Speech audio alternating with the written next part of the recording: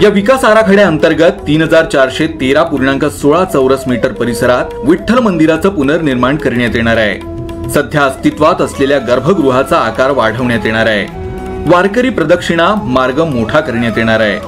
मंदिराच्या चौफेर बाजूने प्रार्थना मंदिर, विश्रामगृह, प्रतीक्षालय आणि अन्य धार्मिक उपक्रमांच्या दृष्टीने सभागृह विकसित करण्यात येणार आहे। मंदिराच्या आत सुद्धा धार्मिक कार्यक्रम आयोजनाच्या दृष्टीने एक भव्य सभागृह साकारण्यात येणार आहे। लगतच 1514 चौरस मीटर क्षेत्रफळात बांधण्यात येणाऱ्या प्रशासकीय भवनातून मंदिराचा कारभार चालणार आहे। याच प्रशासकीय भवनात VIP लाउंज, अन्नछत्र, देणगी काउंटर, प्रशासकीय कार्यालय, सभागृह, प्रथमोपचार कक्ष, हिरकणी कक्ष, प्रसाद वितरण केंद्र, स्वयंपाकघर आणि प्रसाधन गृहासारख्या आवश्यक सोयी सुविधा उपलब्ध करून देण्यात येणार आहेत। लगतच कोलबा स्वामी मंदिराचं बांधकाम करण्यात येणार आहे। या मंदिर परिसरामध्ये 28 भक्तगण क्षमतेचं भक्त निवास आणि 350 क्षमतेचं बहुउद्देशीय सभागृह बांधण्यात येणार आहे। चंद्रभागा नदीच्या काठावर श्री कोलबा स्वामी यांचा 51 फूट उंच पुतळा देखील बांधण्यात येणार आहे। धापेवाडा इथं दर्शनासाठी येणाऱ्या भक्तांना अडचण होऊ नये म्हणून अनेक सोयी सुविधांचा विस्तार करण्यात येतोय। मंदिरापर्यंत सरळ पोहोचण्यासाठी चंद्रभागा नदीवर नव्या पुलाचं निर्माण करण्यात येणार आहे। तर रथ परिक्रमेसाठी 2 मोठे पूल प्रस्तावित आहेत। भक्तांच्या वाहनांसाठी अद्ययावत वाहनतळाची निर्मिती सुद्धा विकास आराखड्याचा एक भाग आहे। या वाहनतळ व्यवस्थेअंतर्गत 20 बस, 150 चारचाकी वाहनं आणि 500 दुचाकी वाहनांसाठी स्वतंत्र पार्किंग झोन बनवण्यात येणार आहेत। ज्येष्ठ नागरिक आणि दिव्यांगांना मंदिरापर्यंत सहजरित्या पोहोचण्याच्या दृष्टीनं इलेक्ट्रिक वाहन सेवा सुरू करण्यात येईल। मंदिर परिसर सौर ऊर्जेनं प्रकाशमान करण्याचं या विकास आराखड्यात प्रस्तावित आहे। या अंतर्गत सुमारे 450 किलोवॅट क्षमतेची रूफटॉप सौर ऊर्जा यंत्रणा इथं बसवण्यात येणार आहे। यामुळे विजेची मोठ्या प्रमाणात बचत होणार आहे। धापेवाड्यातील हे मंदिर चंद्रभागा नदीच्या काठावर आहे। या नदीचं सौंदर्य सुद्धा आता खुलणार आहे।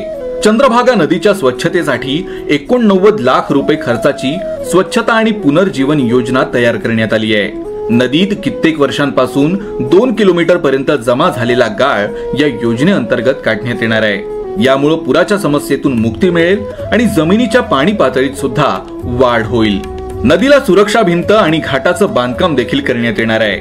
नदी किनाऱ्यावर भक्तांना स्नान आणि अन्य धार्मिक विधी करण्याच्या दृष्टीनं आवश्यक त्या सोयी उपलब्ध करून देण्यात येणार आहेत। या अंतर्गत अस्थि विसर्जन कुंड, मुंडन शेड, पूजा शेड, स्वच्छतागृह, महिला व पुरुषांसाठी स्वतंत्र चेंजिंग रूमचं बांधकाम करण्यात येणार आहे।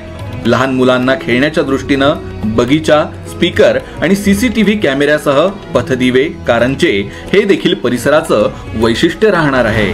धापेवाडातील चंद्रभागा नदी ही विठ्ठल रुक्मिणी मंदिर परिसराचा अविभाज्य भाग आहे।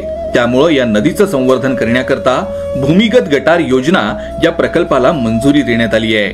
40.9 कोटी रुपये खर्चून सीवेज ट्रीटमेंट प्लांट आणि भूमिगत गटार तयार करण्यात येईल।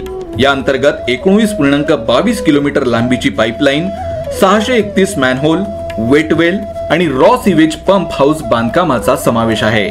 त्यामुळे चंद्रभागा नदीची स्वच्छता होईल आणि नदीचं पाणी दुसऱ्यांदा उपयोगात आणता येईल।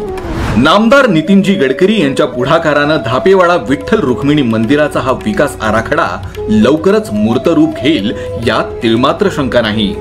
विदर्भातील तीर्थस्थळांचा विकास आणि सांस्कृतिक ठेवा जपण्याच्या दृष्टीनं हे महत्त्वाचं पाऊल ठरणार आहे।